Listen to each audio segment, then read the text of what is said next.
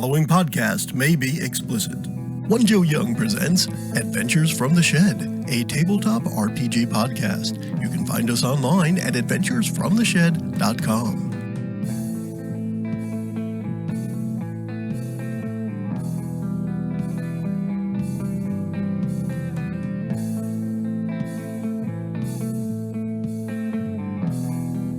Hey, here we are. Welcome to the Shed for Adventures from the Shed. You can find us online at adventuresfromtheshed.com, iTunes, Facebook, YouTube. What? Oh, that's not YouTube, is it? Not like No, I don't know what that is. No, it's not even close. You gotta do like, hi everybody, and quick cuts to the same thing. No, forget it. We're back in the shed, and you can see from above mine and Chris's head here. We're back with Trail of Cthulhu, the Keeper of the Woods. I can't see. This is going to be part 2. We always tell everyone where they can find us. What about if they just wanted to come here in person? Should we give them your home address? If you like. If you guys could hack it and figure out where we're at right now, you're welcome. We're going to say hi, starting with this guy over here. What's your name, buddy? Hey everyone, this is Kurt. I am playing the Keeper, which is essentially the game master Ta-da! for this Trail of Cthulhu adventure called The Keepers of the Woods. Keepers of the Woods. And then next we got... Hi, I'm Verge. I'm playing Terrence Cruz. He's a author, former policeman. He's really shaken up by the death of his friend. It's terrible. Speaking of death, who's next? Hey, this is Chris. I'm playing How Low, the dilettante, but with my new fancy of archaeology and the occult. Hey. And I am Joe. I am playing Sherman Rawlings, who is a procurator of fine books. Excellent. Kind of like Johnny Depp's character in The Ninth Gate, I think. Oh, very Yeah. nice. Wow. Very nice. I am not speaking of- familiar with speaking of that. which, before we jump right back Pop into the culture adventure, references. Before we jump Go back ahead. in, tell me 2 sentences about what your character looks like physically, just so I have a picture in my mind. My character, all right, so I'm looking at it as Sherman is always going to be dressed smartly in like 4-year-old clothing. So there's going to be frayed edges on the shirt or something like that, but only when you look closely and notice. He's not particularly rich, but he's dressing as if he were wealthy. Gotcha. Is he small, big, tough? Pretty medium everything. Okay. I pictured my guy as kind of Hugh Jackman from The Prestige, kind of, well dressed, Ooh, I like that. Dude. I actually saw that. Very nice. That was really good. Handsome man. Hugh Jackman. Thank you. Terry's your standard private investigator looking type.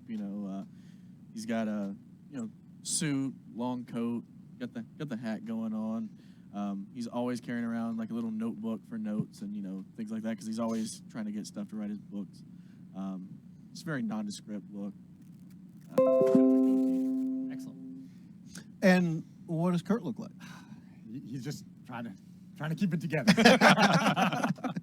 I wanted to mention a couple things. We talked about it a little bit off air, but one of the neat things about the gumshoe system is that if you run out of points in a particular area, there's almost always another skill that you can use to get to either the clue or the additional information. So I asked, for example, about how many points do we have left as a group in, say, assess honesty, and we're pretty You know low. what, Kurt? I don't think you ever unmuted your microphone. Why don't I hear you? That I don't know. All right, well, go ahead. You're gonna have recording? I got you. I forgot we're only recording on the left channel. Thank you, YouTube. Gotcha. So, for example, if we're low in that just means you might have to use, cop talk or reassurance or flattery or something to get maybe more information out of a person if you think that they might not be telling you the truth. Yeah. And finally, there's kind of a catch-all category, which if you just don't know what to ask, you can always try to use evidence collection, and there's a good chance that I'll let you use that for. Make sure we have the bags for it. Yeah. Cool. We also realized after we turned off the recording that maybe there was one more thing that we should do here at the Thistle Lodge before heading out to either the inn. I guess or 2 things, Princeton. kind of. 2 things? Okay. What are those? I kind of want to ask her about, where's her husband? I haven't seen Mr. Blackman around. What is he up to? Yeah, and she says, "Oh, James, he'll be delighted to meet you all, but he's out working in the fields. Yeah. Although with this weather," and she kind of shakes her head and looks worried. And she's like, "I hope he'll be back soon." It does seem oddly cold. It's frigid. Mm-hmm. It's frigid. Also, the rooms. We wanted to get rooms. I was wanting to know if we could maybe get her room. I'd like to take a look around. See if there's any. She called us for a reason. I wanted to see if there was anything we could. It's a bit maudlin, don't you think, to want to stay in? I'm stricken with grief right now, my lady. I would like to just be around my friends' belongings to. She says, well, if you're looking for anything in particular, of course, I'm happy to show you the room, but the police have already been here, and they conducted a thorough search. I believe that they took any of her belongings that were left. It's so disconcerting. The professor, she woke up quite early and seemed to have left in a real hurry. The sound of her starting her automobile actually woke me from my sleep in the early hours of the morning. She seems to be in quite a rush leaving, but she left her things here, or at least most of them, so I assumed that she was coming back, of course. And Did she receive any messages or telegrams? Too? not that I'm aware of. She did leave a few things, but as I said, the police in Princetown would have those in their evidence locker. Understandable. But you're welcome to look around. I would be looking for things different than what they would. She's happy. She takes you actually upstairs. So there's the second floor here, and she shows you to a guest room, which again is fairly Spartan and simple, but pleasant. And there's a bed, and there's a dresser with a nice lamp on it, and a little outside window. But it's, at this point, you can look around and you don't find anything of particular interest. Okay. There's nothing else we could try to look around for. Something that we might have missed. Okay. I just wanted to, because I know we're going to go check out this accident site eventually, and we might be in the dark. Since flashlights did exist, is that okay for us to have at least one of each? Like we each would have one? Yeah, they would call them a torch over there. I Yeah, believe. yeah, So a you would torch. have a torch. And by the way, she gave you kind of the information generally about where the accident site is, and it's on the way to Princetown. Okay, perfect. So you We would could ha- we you could would look have at to that pass. tomorrow in the Yeah, morning. you'd have to Yeah, pass we it. can. That's On the fine. way there. But right now we were heading towards the tavern. Yeah, the dark something. The East Dart Inn, which has a bar on the first floor, which is kind of the pub for town. So you guys want to start there in the hopes of finding William? Yep. William MacArthur, I believe. Yes. Yes. All right. So East Dart Inn might look something perhaps like that. Like that. Put it up there. Yeah, so this is kind of one of the major buildings on the street. As I said, there's generally smaller cottages, rural, but you've got this inn. So where we are, the lodge is kind of almost more of a bed and breakfast. This is actually a little bit of a larger inn. And then this and the church would probably be the two major structures in town.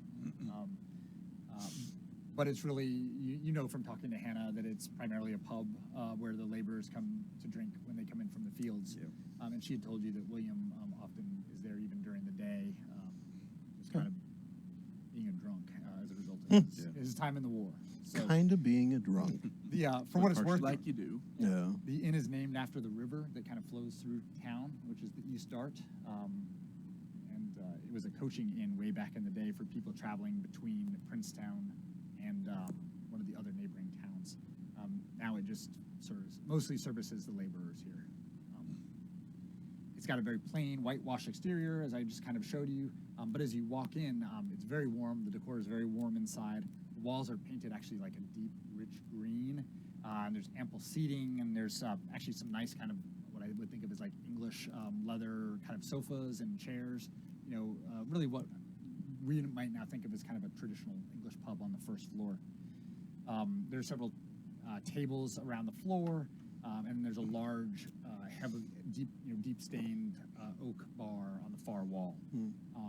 Behind the bar, you see a gentleman obviously working the taps, and at this point, we're like 4 or 5 o'clock probably. Yeah, I would assume. Yeah. Yeah. So at this point, there are several people in there at the table and several people sitting up at the bar. But you do notice one gentleman at the kind of the left end of the bar sitting by himself, just kind of staring into a glass of whiskey. And based on a description that perhaps Hannah had offered to you, you suspect that this is probably William. I want to go up to the bartender, order me a pint, and then another of whatever he is drinking. Okay. I want to take it over to him and set it in front of him, and then sit beside him. Okay. So the bartender is looking at you, a little askance, like he can tell that you guys are outsiders. He's not cold, but he's also not overly warm to you. But he's happy to take the order, and he pours a pint of ale for you, and then he goes over and takes a bottle of Irish whiskey, maybe John Powers or something of the like, and pours one on a couple of pieces of ice, and says, I'm not sure he needs another one, but says, here you go. And he says, that'll be £2. Whatever the appropriate amount would have been in 1935. Colin went a lot further. Yeah, Yeah. sure. Yeah, and like I said, there are a couple of other people. You notice them looking at you as you come in. None of them seem particularly friendly or warm. You guys definitely feel like outsiders as you walk into the pub. Yeah. So I don't say anything. I just sit, sip, put it in front of him. Look, you need one. I know I do. Just gonna It's just, let it marinate there for a bit. I'll find a table towards the back-ish and just watch what's going on Okay. in general. yeah. And if you're Looking for anybody with big hairy hands, to be frank. And I'm serious. I mean, I would because I read that, therefore. right, I'm thinking if anybody did that, there was someone sitting in the back seat, grabbed the steering wheel, and forced the car to crash. So in my head, that's what I'm looking for now. gotcha. William MacArthur is not. While he nods and says he appreciates the drink, he's not particularly warm or receptive to you at this point. That's fine. It's an opening. That's what I'm. And he might comment on the fact that it's getting cold out there or something like that, but he's not. Doesn't appear to be one for chit chat generally. And Chris, what is Howell doing? I'll order a drink and maybe some food if they have any available. And I kind of want to ask the bartender if he's seen James Blackman in here today, or if he's in here now. So they do have some food, basic pub fare, some chips and things of that nature, fries. I want bangers and mash. Bangers and mash. I think they could probably do that if you're willing to wait for Pub it. food. So, Get some shepherd's pie. you ask about good in general. about James, which is Hannah's husband, and he looks at you and kind of raises an eyebrow. Hannah said I might be able to find him up here. She says, no, he hasn't been in at all today. Just leaves it at that. So, don't recognize y'all. They wouldn't say y'all. Y'all. Don't recognize. Don't recognize y'all over here. Don't recognize you. They do, gentlemen. however, say reckon. Where are you in from? We're in from London. London. That's where we're from, right? Pretty sure. That's Yeah. right. That's right. And so the barman's just what brings you to our sleepy little village. We had a colleague up these parts, and I guess she had gotten a bad car wreck. It must be the professor lady. Yeah. It's horrible news. He says, he shakes his head. He just kind of grabs his bar towel and just goes and pretending to wipe off the bar. Gotcha. I just want to talk, like not even look at him, just kind of say, like I'm drinking for grief right now. What about you? I'm gonna say that to William. To William, Mm-hmm. and says, "Well, it's as good a reason to drink as any." Says, "When see what I've seen, you'll drink a fair amount." No. And you can actually see that his face, he's got like almost looks like an acid burn or on his right eye is the side of his face. You don't know if maybe it was gas from the war or some type of burn injury, but he's looking pretty messed up. Old injury from the war. Says, yep. It's, Seen plenty myself. I myself had to retire from the police force because something, well, probably not as bad as what you've been through, but it took me out of what I wanted to do. yeah, he's like, and he's slurring, like he's been drinking there since the bar opened. So he's like slurring. His sentences are somewhat garbled, but to the extent that he's talking to you, he's kind of agreeing with you. But he's not giving a lot of personal information at this point. So, but yeah, he'll play along a little bit with your small talk. Mm-hmm. Um, So how long have you been around this area? I'm fairly new. It seems like a fairly interesting little town you've got here. Says other than going to France, I've been here my whole life. So you know the area well. Well, not much to know around here, but I know it as well as anyone, I reckon. So he's seen London and he's seen France. That's true. That is true. I don't know why that's funny. Serious business. And as you kind of talk with him, he like gets increasingly agitated, and you can see him start to kind of look around the room and as if he's looking to see who's looking at him. Cthulhu is not looking at him, at least not yet. And you get the sense that maybe like sitting up at the bar where everyone can see you, maybe he's making him a little bit his talking to you up there might be making him a little bit uncomfortable. I look around. I see my friends sitting at the table in the back. Yep. Sherman. Why don't you come back here, sit with us? Tell us a little bit about the local area. Tell you what, I'll order your drinks as we go. Awesome. So do you have like a point available in flattery or reassurance or something like that at all? No. I do. I do as well if he's going to end up at our table. Well, I'm Yeah, just saying, so Because I could say like, hey, I'll get you a meal, get some Yeah. food in you. I was Have going a to chat. say, excuse me, from my perspective while I'm watching everything, did it seem like the bartender was being evasive with how?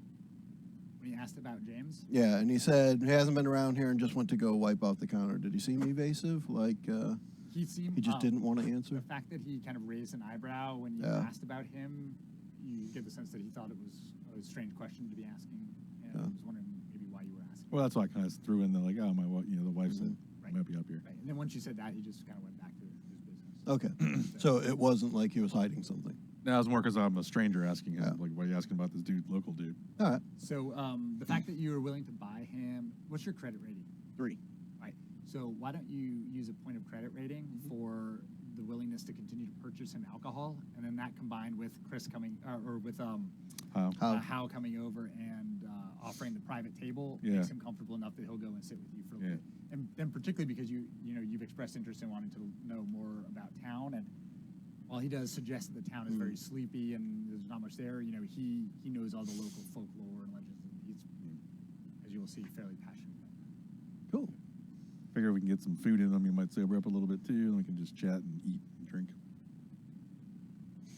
Yep. So he goes back with you, and he's still keeping an eye. He can tell a couple of the guys are keeping an eye on him, and he's not comfortable and he's drunk, but he is now with you guys and seems a little bit more open to chatting. So he's uncomfortable at his normal drinking hole? That's You with 3 You get the strangers. sense, yeah, but I mean, yes, yeah. you get the sense that they're wondering why Yeah. you're paying attention to him, perhaps, Right. is your impression, or why he would want to pay attention to you. Gotcha. He's now at the cool kids table. Sure. Therefore, yeah. And for Like he's like the local rummy or the Yeah. local drunk. So like, why did 3 strangers just come into the bar and try to? say yeah, goodbye why and not stop? talk to somebody who's smart? Yeah, why not talk to the barman? Yeah. So Sherman's general attitude the whole time is just going to be to sit and listen and try and figure out what's going on. Probably won't ask many questions unless we need to get out of something. He's Now- good at talking himself out of things, but not necessarily into things.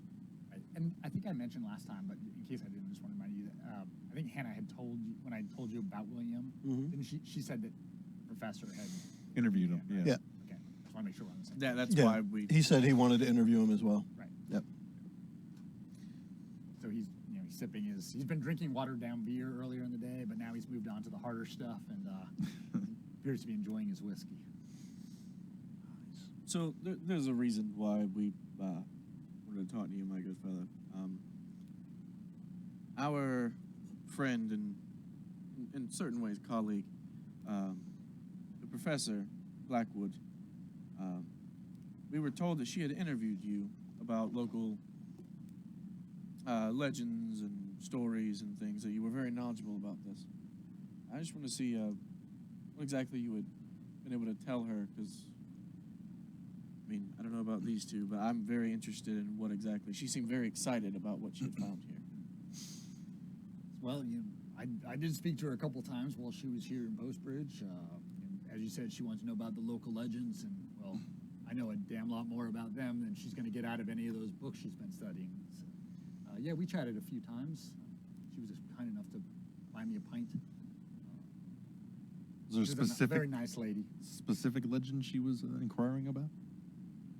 I mean, she was asked about everything. So she wanted to know about the legend of the hairy hands, which you may have heard about already, and because it was in that silly newspaper. But she wanted to know more generally about the history here, going back many, many years. And you know, there's a lot that we could tell. And he's like, there's a lot that we could tell. You know, she was spending a lot of time at the library over in Princetown. She's been researching books, and there are things that she knew that she wanted to ask me about. You know, Is there anyone else she interviewed besides you? I mean, she talked to some of the other locals here at the end, but you know, they don't know a damn thing. They all believe in silly superstitions. There's a lot more out there than you would believe. When you say that, what do you mean? Well, I mean, people here, they talk about the silly hairy hands caused the professor's death. Like, that's a load of malarkey. What is this hairy hands? It's just silly.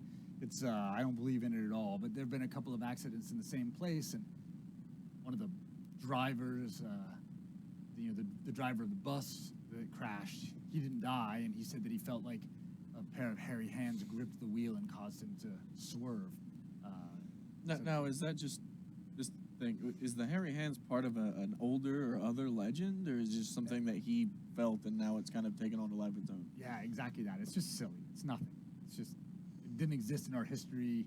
No prior hairy hands. It's just some people can't drive, and one of them happened to feel like something gripped the wheel, and now we've got the legend of hairy hands, and the newspaper writes about it. They're a bunch of malarkey, but you know, like as a ghost causing people to crash cars. But I tell you what, there's worse things out on the moors than ghosts. Such as? I myself am an author of scary or supernatural type stories, so I would be very interested in hearing something like that. Okay. Do you have any points in something like maybe occult or anthropology? I have one in occult. Okay. You can. I have accounting. I would like to hear an account of this Yes, story. exactly. Just generally, so I know who has occult. I called it too. Mhm. I do not. Do you have anthropology or local knowledge or anything like that? Nope. Anyone else have anthropology? Okay. Verge, since Terry is talking with him, why don't we use a point of occult if you want to get additional information out of him? All right, that's my only one, so we're good now. I got 0 on that one now. It's all up to you. All right. Hope I don't die. I mostly hope you don't. So he's, so he's told you that he doesn't think the hairy hands, that's not a real long-term legend or anything that he puts any stock in. He says, but he says, and he'll kind of ramble about all kind of things. And as you're talking with him, one of the things that he'll want to tell you about is about the Yeth hounds that he's seen. He says, I've actually, they're legends and people think they're made up or stories of old druids or things, but I've seen them. My own 2 eyes, says, before, the war made so I can barely see anything. Says, people think they're legendary, but they're based in fact for sure, and terrifying. People would be good to believe and learn that there are real monsters out there. And then, assuming you continue to talk with him, he'll also want to tell you about Old Crockhorn, which is what the locals around here call the old horned man of Wistman's Woods. They call it an evil spirit. They say sacrifice was made back to it in the Civil War. Even hung several fools, but the English Civil War. Even hung several fools as witches who used to worship or make sacrifice to Old Crockhorn, the horned man. That's He's interesting. Okay. I like that. That's very nice. who has assess honesty? Me. Okay, so you don't have to spend any points, but you're obviously paying careful attention to him as this is going on, and you can. I mean, I'm even playing him a little more coherent than he is. I mean, he's like a rambling drunk saying these things, and so it's not like he's staying on task with you exactly. But you get the sense like that there's more to some of these stories than he's telling you. Oh yeah. But the more he talks to you, the more he's like, just like at the bar, he's starting to get more agitated and looking around and seems to be worried about who's watching him talking to you. You're kind of pushing him and getting him to talk more. And right as that happens, you hear a loud howling from outside. At first, it sounds like the wind, like maybe like wind coming down a chimney. But as it becomes louder and louder, you can tell that there's nothing natural about the sound. And this will cause you all to have to make a stability check. I was going to say, I would definitely jump. I feel like I'm on edge This is, anyway. yeah, like I said, at first it's the wind, but this sounds like a real howl, and particularly in light of what he's been telling you about demonic hounds. So this would be a 2-point loss of stability if you were to fail. Oh, I'm not going to bet anything on this one. There we go. I'm going right for it. I'm not going to roll that die again because it rolled too far. Let's go with this one. There we go. 6 again. Oh, wow. I You are freaking rock. Fuego. So you hear the howl. On fire too. And you certainly notice it, but it doesn't shake you, to your core. All right. Yeah. Another 6. All right. Wow. I'm gonna mess this up. Another one? Oh, 5. 5. All right. All right. So, So we've heard Yeth Hounds before, obviously. Well, and maybe, for that matter, maybe the reason that we weren't so freaked out about it is he just mentioned a hound, and then there's a howl. Right.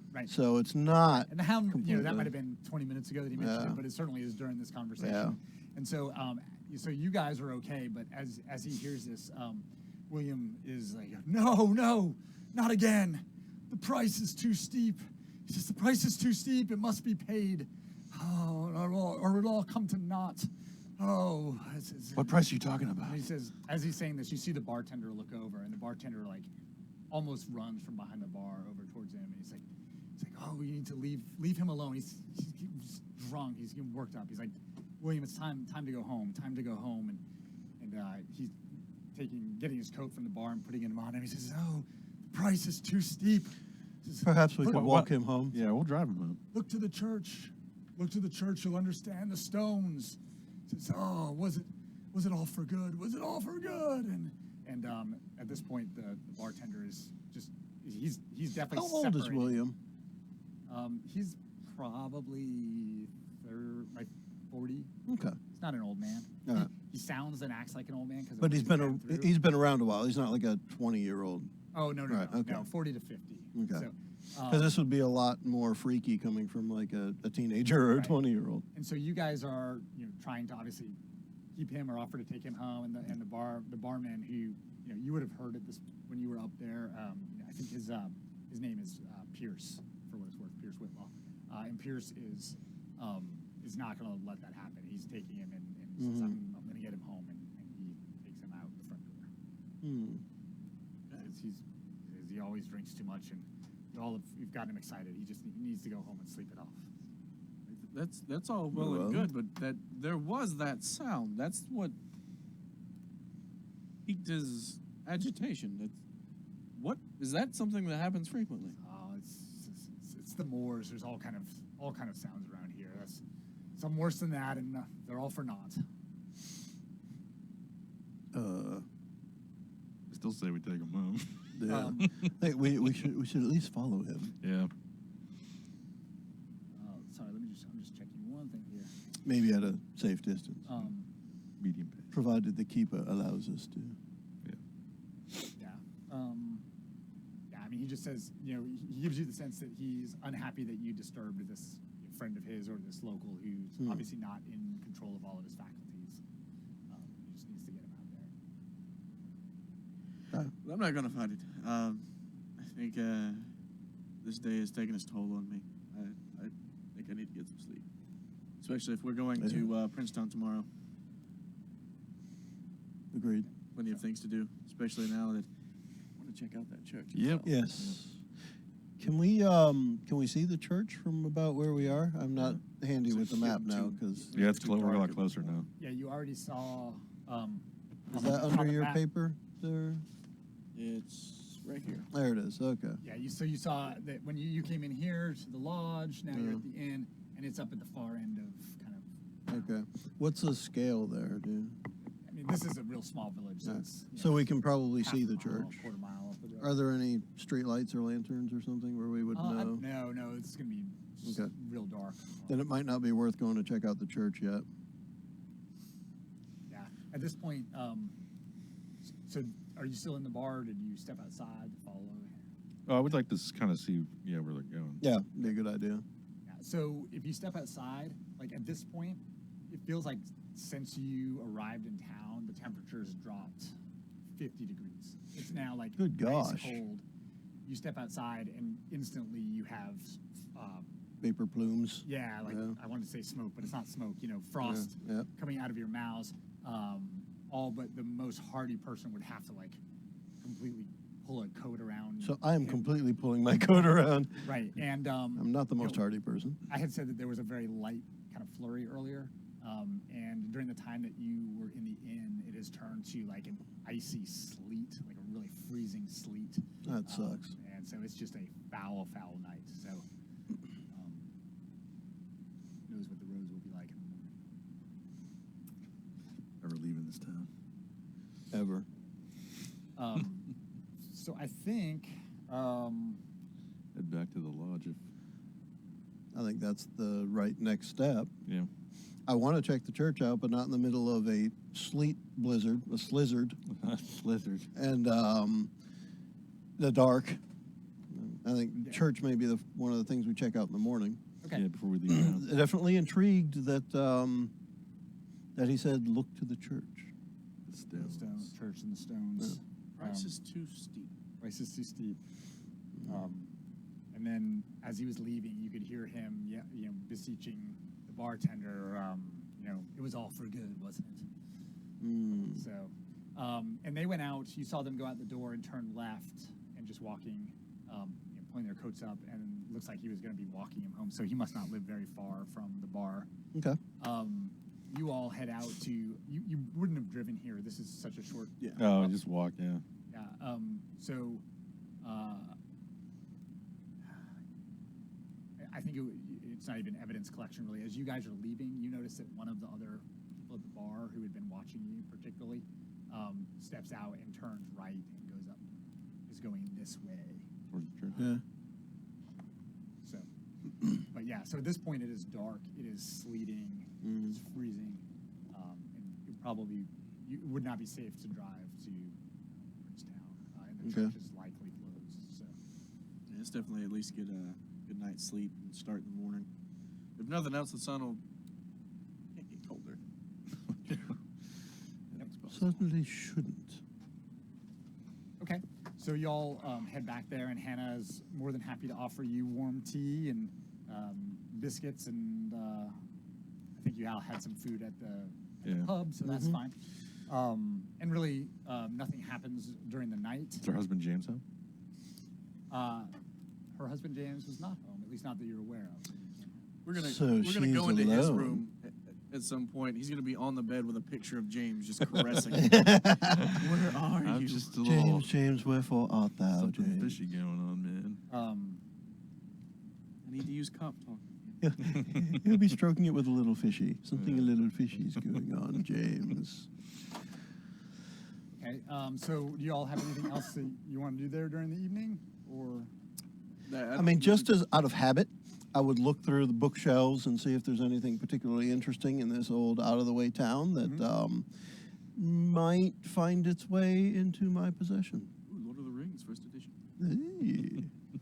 From Jur Tolkien, whatever that is. I think you'll actually find that to the extent that she has books there, that they are very bourgeois in the sense that she obviously bought some volumes to put out to look like they were learned and to have for guests. And there's absolutely nothing special. It would be the equivalent of what we might think if you were in Book of the Month Club or had gone to a used bookstore and just bought like a box for $5. A surprising number with Fabio on the cover.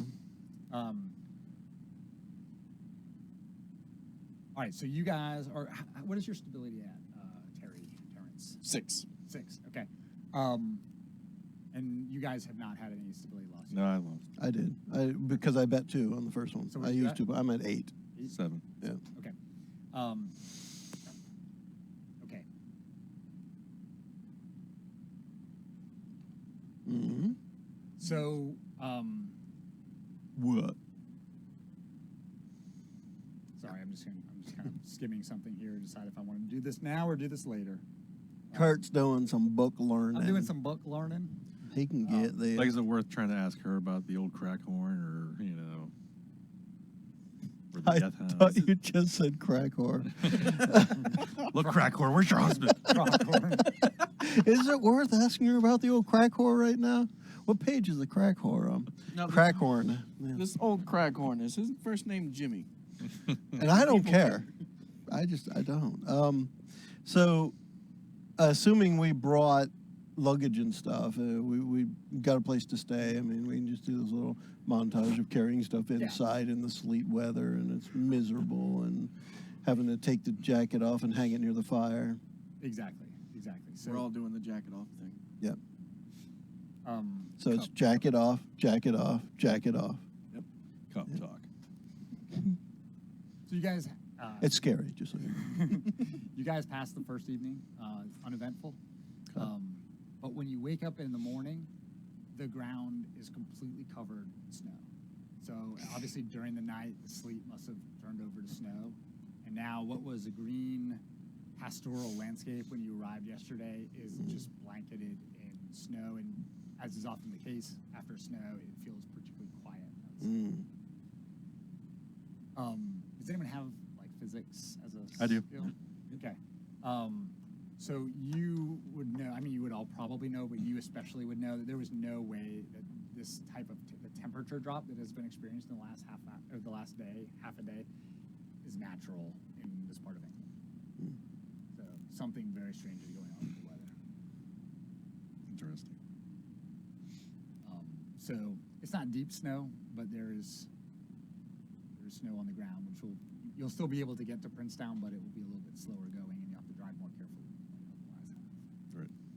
First, we were going to go see the church. Yes. Church. Church. Okay, you're gonna do the church. Take me to church. Yeah, we're going to the church. All right, I've got to flip to the church because I thought you were going to Princetown, but we'll make that work. I mean, yeah. So you got the police over there. All right. Go to church, Kurt. Go to the church. It is right. Church. That is Church. true. You, Kurt. Bring us to the Here we church. go. Bring us to the church. Read it. Read. So the church, which is up at the end of town, is Saint Gabriel's. It's at the north end of town, as you already know from the map. Given the snow, you guys, I don't know whether you would choose to drive up or walk. I think given the time of We'd probably- 1935, you probably would just walk up there. I would say. We'd probably just drive up so we can just go to Princeton as soon as we leave. Okay. Yeah, we'll just do that. All right, so you find... Plus, I want to test out the driving conditions. Well, that's what I was just going to say, is you would find... and do you have driving... Yes. Driving pool? Yeah, 10. Okay, cool. So you would find it's certainly much harder, particularly in these old automobiles, Yeah. to drive on the snow. You don't have snow tires or chains. But Or even radial tires. right. But you are able to, eventually work your way, taking far longer to get that short distance than it should. But you're able to get up to the church. It's a dark gray edifice. Looks like it might be constructed out of granite, and it really does mark the edge of the village. There are a number of gravestones kind of jutting haphazardly from the ground around the church. And you see kind of strange carven faces wrapped in leaves, kind of in the cornices of the ledges of the church. So the That's what you stones. see upon arriving. So we have to look to the stones. Yeah. So, If there's anything you learn from horror movies, follow the ramblings of drunk men. He moved the stones, but he didn't move the bodies. there you go. So, if you want to look at the gravestones at Yeah. this point that are outside? Yeah. All right, so just upon kind of initial simple search of the graveyard, and particularly given that you'd already spoken with William MacArthur, you're able to realize sort of a pattern in the gravestones, even though they are jutting haphazardly, like I said, around the church. It looks like they're actually in trios, where the dates of death are only several days apart for each trio of stones. You also, We're talking about 3 car crashes in a short period. if you also Okay. notice, it looks like the dates of death for them, at first you can't tell because you're looking and the dates are wildly divergent, but it looks like they're roughly 25 years apart. Like, so Okay. one might be 1910 and one might be, I'm not doing the math here properly, Right. 1770, but when you look at them as a whole, you notice that they're kind of a quarter century apart. Interesting. And it's 1935, so the other one was probably 1910. Oh, it's January. Yeah, but still. So how long was the difference between the first 2 car crashes and hers? Right. You said these are Yeah. a couple days apart each. Yeah, and I might have misspoken the car crashes. So the doctor, you will find out if Hannah didn't already tell you, he died in the car crash. The motor bus crash was not a fatal crash. All right. And the doctor was, he was a month or 6 weeks ago. Okay. So, It's almost, not a couple of days. it's almost like this town made a deal back in the day, and then there's a sacrifice to be. Needs to be. Maybe it's the Jimmy Crack horn. Yep. So you can tell Sounds a bit far-fetched. the cathedral, or the building, it's not a cathedral, but the church, the facade and the cornices and the ledges and the doors, there's lots of carvings and things in them. And I don't want to push you, but if anyone wanted to spend... I was gonna spend It on seems like very architecture. druidic kind of. Yes, I was going to say, if carvings, yeah. anyone architecture, art history, theology... I have art history. Yeah, I have accounting. How many you have in art history? I have 2. Okay. If you want to spend one, Well, then who would... you would probably give it your character would For the probably archaeology, be yeah, more definitely. interested in the archaeology in the building than probably the cop would be. So, Chris, why don't you spend a point in either art history or architecture? Art history. Okay. So what that point just means is that you're willing to spend some extra time looking around Yep. and use your knowledge, and you would see that a number of the carvings have a motif that you recognize from your study as being what people would call the Green Man. Oh yeah. I know. The Green So Man. the Green Man's considered by most to be a pagan icon, Yep. although he's really been kind of incorporated into a lot of Christian iconography, so it would make sense potentially for him to be in a church. that's just the way of Christianity in general, just pagan things being incorporated. Exactly. You had architecture, right, Verge? So while Terrence is looking around, if you're willing to spend a point of your architecture knowledge looking around the church, you can tell that despite the fact that the church, and would be based on kind of the plaque that's there, claims to be have been constructed in 1865, that parts of the church are old, very old, much older than this. In fact, you can tell that some of the windows appear to be of Norman design, so from kind of northern France, but elements could be Anglo-Saxon. There's a piece of graffiti on one of the cornerstones of the church as you're looking around that appears to be written in Latin, and you think might even be dated back to ancient Rome. Most of the Joe, do you have any history? Oh, I think I actually have history. I said that, but no, I don't. Sorry. Yeah, you do. Where? Oh, history there. In the Gosh, history section. they're in different sections. I was looking at a different spot. Yes, I have uno punto. Okay, so would you like to spend that for a little more info? Yes, so. Okay. And by the way, when you guys are Sorry, spending that's points, Italian. Remember, nothing that you're getting is crucial to moving Yeah. forward, but I think it helps make the story better. Yeah, yeah. So, I think it's important why I that appreciate you do it. I use it because, like I say, I wanted to be looking around at stuff that was useful. right. And you're never. And I mean useful as in to me. I just assume if you guys have taken the time to drive out there on a freezing, snowing morning, you're all Yeah. kind of simultaneously looking around, Yeah. and your characters are using the skills that they have. So it makes Exactly. sense to do it this way. So, Joe, Yeah. if you're using history, you're kind of focused on the gravestones in particular, and you were the one who kind of first noticed this pattern. But as you're looking at them, you can tell that a lot of the gravestones are also really old, and that a lot of the old graves have become really overgrown to the point where you almost can't see them as being separate from the earth in some places. Okay. And that some of them date back all the way to the 1600s. So Wow. I don't remember the exact dates of the English Civil War, but that was in the early, maybe 1630s, if I remember correctly. So this town has been around. Well, I mean, granted, we're in Europe, so towns have been around for thousands of years. But this town has been around and marking graves for Right. hundreds of years. Right. And as you look at this more closely, you notice that some of the newer graves are actually reusing old headstones. That at least one of them, as you kind of work at it and study it, like has a date going back as far as like 1342. So All right. these are going way back. Both So is it one pieces like of the that church. old? Also has another epitaph on it, or just another They're date? actually like literally reusing the headstones and carving newer dates over older dates. Wow. Okay. Stuff like that. Anyone have Because it's anthropology? nothing I could make money on, I would share that information so everybody knows that. No anthropology for me. I think you would, Chris, you would know just from your character and your studies and your architecture knowledge that what I told you about the Green Man already. You would also probably know that the Green Man is often considered a benevolent entity. It's often associated with like rebirth and healing and hunting. So that's just upon coming to the church, like Okay. with your initial exploration. That's kind of what you see before you guys have even gone inside. This is very strange. Like just the architecture. There's pieces that just don't make sense. Agreed. Like from different areas of the world, and they're all just extremely old to be put in this church. Like Yeah. this wouldn't have been built more than 60, 70 years ago. But there are certain pieces that seem like they date back to ancient Rome. Well, the Romans were up here for a good long while, right? Hadrian's Wall and all that jazz. That's Yes, exactly right. I mean, granted, but why would you put something like that? You know, just keeping part of the old style with the new. Do you want to go inside? Or Oh you yeah, good? see if we can talk to somebody. So, yes.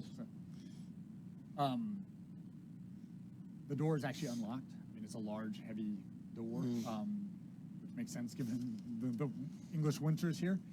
But it is unlocked. And when you head inside, the walls are actually painted with like gleaming white. They reflect the light to the extent that it comes in, although it's still quite gray outside. Although not as bad as it was yesterday when the storm was coming in. You know, that has stopped, and now it's just chilled, cold, and snowy. Overcast though. Yes, but there's still some light entering in through kind of the tall, thin windows.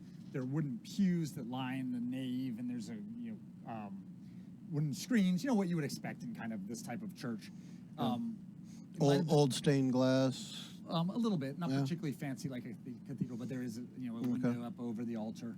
And what you guys particularly notice in light of the time that you spent outside is that there's that up in the roof is a series of connecting arches carved out of oak, and that those arches bear patterns that are similar to the motifs of the Green Man that you saw. There's leaves and foliage, and you actually see the leaves and foliage like entwined around a set of antlers in some of them. There's no additional spend needed to see this or to make the connection that there's a similarity with the motifs that you saw outside. Towards the rear of the church and to the right of the sanctuary, you can see a door that you think probably leads to the vestry, but wouldn't know without checking. Because of the specific interest I have in books, I would look through the pews, the pockets on the back of the pews, and see how old the Bibles and hymnals and whatever are here. Yep. So you actually find hymnals and Bibles, King James Version Bibles, but they're not old at all. Nothing In fact, they all special? appear to have been purchased within the last 5 years. Okay. So, some are worn, but not worth anything to you. So I would say, as I discover that, I would share with them, it's definitely interesting to me that with all of the oldness on the outside, that they would have such new volumes inside.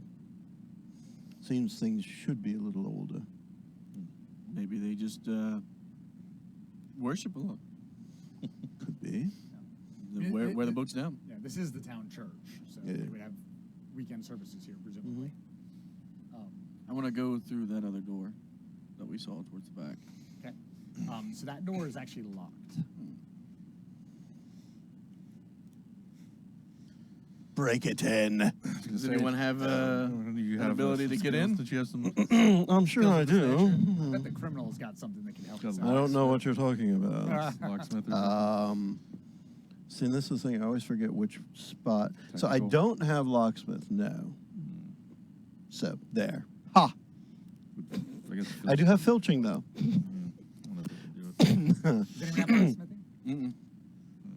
Does anyone have a point left in architecture? I could steal the lock. I do.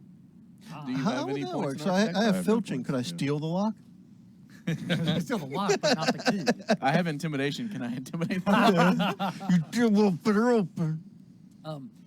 With your architecture, if you're willing to spend the point to get in here, you would recall from the time that you spent outside that there is actually a window on the outside of the building that would be on the other side of the room that is presumably behind this door. And that with a boost, someone could probably get through the window. Okay.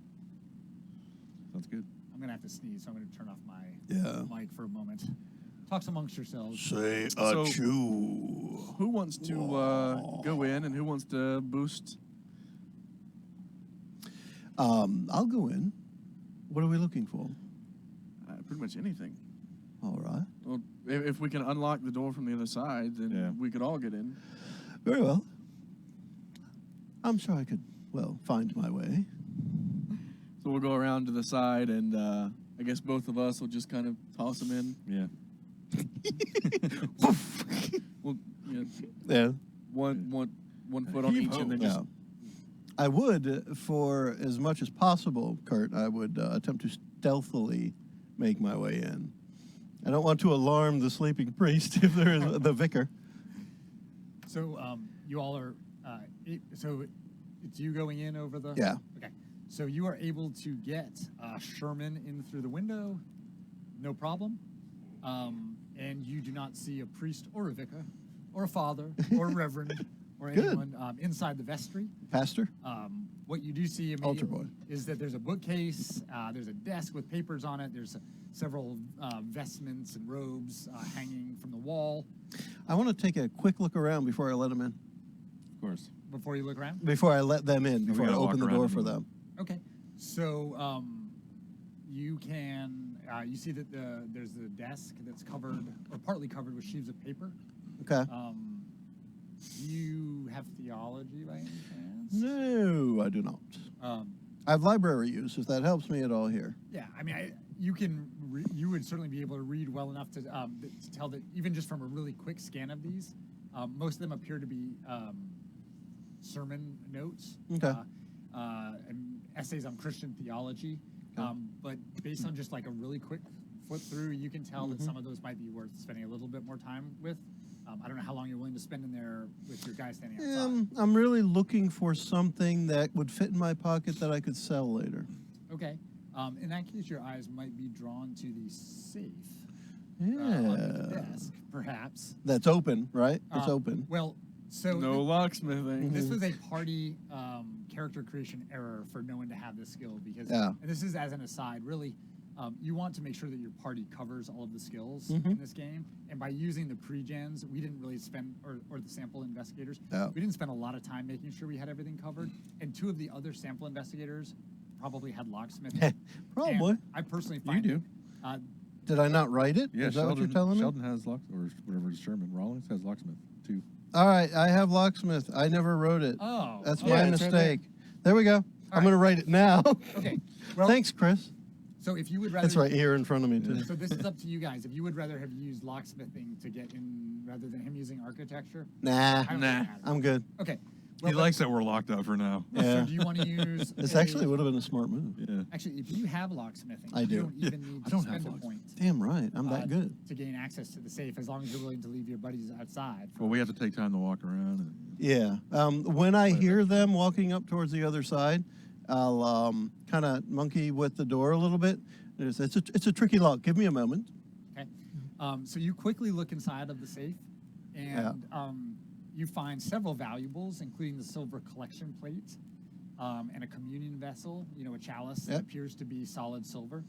And you also see a hardbound journal that you immediately recognize as Professor Blackwood's journal. That goes immediately into my pocket. Okay. And Once I do that, And- I'll leave the other things in the safe. Okay. And then you also had suggested you were looking around specifically for Old or books. things of value. I mean, So- valuable books. I shouldn't just say old. So you would, of course, be drawn to the bookshelves. And there is a volume of interest to you among all of the Bibles and religious texts. A leather-bound book bearing the title Testamentum Vigilum. Looks like it might be worth something, or at least be interesting to you.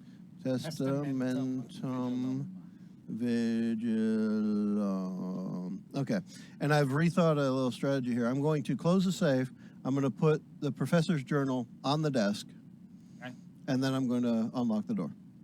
Okay. Did you take the Testamentum Vigilum? I will once they come in. Okay. Okay. So I'm unlock the door, let them in. All right. So you guys can tell me. I'm actually thinking the whole point for me, and somebody else can play it easy enough, I'm going to let someone else discover the journal, and I'm going to go get the testament off the shelf. Okay. Because that might be worth something. Her journal isn't worth anything. Yeah. Financially. Yes. Correct. A lot of clues. So- I'll let someone else discover that so they feel like they got something out of it. Okay. And I'm going to steal the other book. I definitely would like to take a peek at the journal. Yeah, obviously. I guess as soon as he lets us in, Yeah. looking around, if I see the journal, I'm gonna head for it and grab it and Okay. let them know. Look what I found. It's our journal. And going to, and I'll take a moment to back to the whole system we're playing. The drive, the thing that pushes your character forward for mine is greed. So I'm deliberately deceiving my party, but not necessarily in a bad way. Right. I'm deceiving them for my gain, Right. not necessarily to mess them up or anything. And that's the whole point of the way I wanted to play that off. Yeah, because there's a difference. Then I want to Yeah. screw you over. Yeah. Or Like that Build to it me, up. when I said I took her journal and hid it, well, that doesn't help. And it's not valuable. So I'll leave that out. Let someone else discover it without having to open the because you're safe. greedy, but we're Yeah. all in this together. Right. And for people who haven't played this game, the concept of the drive is actually really important. Yeah. Because it doesn't make sense for people to do a lot of the things that the investigators will ultimately do. Like, Mhm. as things get crazier and crazier and scarier and scarier, most people just go to the cops or run away.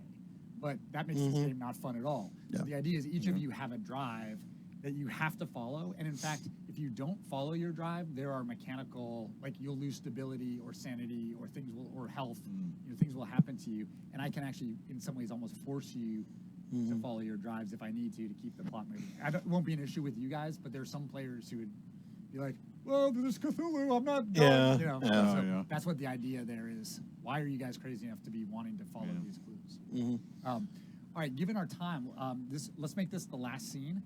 Sure. So you have got the leather-bound book, Yeah. Testiculum vigiscrotum. something like that. Yeah. And Terrence has taken Margaret's journal, which you all recognize. She was always carrying it and writing in it. And when you open it, you see it's written in her easily recognizable, flowing script. And most of it is just anecdotes of her travel. I want to go to the last few pages. and- Perfect. Okay, so the last few pages, she has been recording her time in Postbridge. I'm going to give this to you as a handout. It appears to have entries from January 9th, 11th, 12th, 13th. The last one is on the 13th, which either was the date of her death or the Probably. 14th might have been. We arrived on the 14th. We got the No, letter on the 15th. 14th. No, we got The the letter, 15th, sorry. Yeah. And today's the 16th. And I would imagine, and stereotype or not, but I would imagine a female British woman professor of that time and date is extremely legible for handwriting. And I was- Oh yeah. I was Yeah. gonna say, why don't we, if it's okay, why don't we read this and then Yeah, finish go for it. with the end of this journal entry? And if you don't want to read that all, we can pass it around, or I can. Go for it. So January 9th, she says, my research has led me from Princeton to the quaint Devonshire village of Postbridge. The inhabitants are somewhat strange and unwelcoming, though my landlady, Hannah Buckman, is dear. My attempts to discuss the folklore of this locale, however, are currently thwarted by the unhelpful attitude of its residents. January 11th. I write with great excitement. I have recently made the acquaintance of my landlady's husband, a cheerful man named James. He has been the most helpful. So he does While out exist. drinking at the village's local inn, I inquired about the local folklore of Dartmoor, and, after divulging some rudimentary tales, he struck me with a revelation that I had not expected. He hinted that a sect resides within the village. the roots of which might hark back to the times of druidic orders. Perhaps Anna Bray was correct that nearby Wistman's Wood could be a druid grove. I have penned a letter to my friends back in London to tell them of this news and bid them join me in what could be the discovery of a lifetime. Their expertise would be greatly helpful in unraveling this mystery. January 12th. My inquiries amongst Postbridge's citizens have all but been rebuffed. I am no closer to confirming or denying what James Buckman has revealed to me.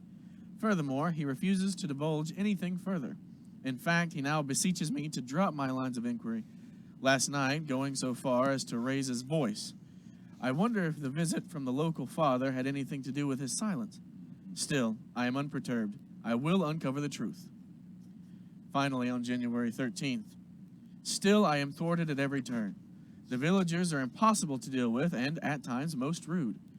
I am all but ready to drop my inquiries and move on to more fruitful pastures. I have seen a group of the locals heading out of the village. It is late, close to midnight. Perhaps this is my chance. My God, no one should have to witness such horrors. That poor soul, slaughtered in the prime of his life, and the howling of the beasts. It shall haunt me for the rest of my days. Then it appeared. Such a being does not bear description. It caused such a state of shock that I nearly lost my faculties, but I managed to turn and run for all I am worth. I heard a shout, but kept going. I must contact my friends and warn them not to come. I write this in case I do not make it out of this place. I fear the worst. They are coming for me. Dun, dun, dun. Wow. That's pretty heavy. So she didn't get around. She did not get around to writing to us to warn us, apparently. Well, not in a letter, but certainly Is that here. blood in the book? Keeper? I do you not know think if that's? so. It looks like there's a tea stain from a cup, and then spots on the left. I think that is from the. I don't know if that. I'll have to look if that was in the adventure. If that's. Yeah, from it's me. interesting. Yeah. it could be a Kurt stain. No, it's definitely on the page. Yeah. She's got a Kurt stain in her book. Use What's that that all? didn't He you? was Yeah. So they are coming for her, and I think that's probably a good place to stop until we pick up with the next yeah, session. they'll be coming. for us Sounds soon. good. Let me get the sound ready to finish here, January 13th, 1935. and we can all say bye. The preceding podcast was brought to you by One Joe Young. You can find us online at adventuresfromtheshed.com.